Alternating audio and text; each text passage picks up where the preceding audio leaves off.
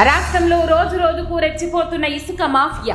తెలంగాణ నలుమూలల ఉన్న ఇసుకను దోచుకుంటున్న మాఫియా. పగలు రాత్రి తేడా లేకుండా వందల లారీలతోని ఇసుక దోపిడీ చేస్తున్న కాంగ్రెస్ నాయకులు. ఓవర్లోడ్తో ఇసుక లారీలు వెళుతున్నా చూసి చూడనట్టు వదిలేస్తున్న అధికారులు. కీలక మంత్రుల కనుసైగలల్లనే ఇసుక మాఫియా నడుస్తున్నదని ప్రజలు బాహటంగానే చెబుతుండ్రు. నిత్యం వందల లారీలతో జరుగుతున్నది తతంగం.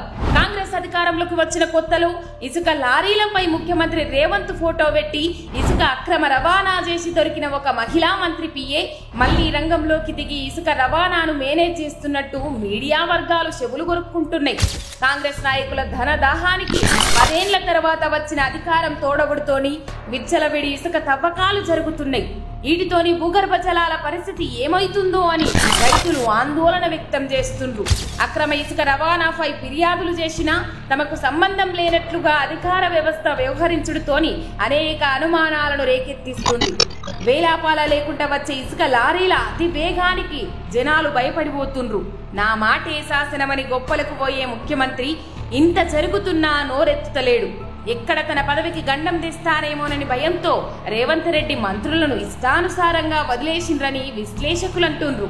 ఇది అసలు ప్రజాపాలన లేక ప్రజలను కోసబెట్టే పాలన?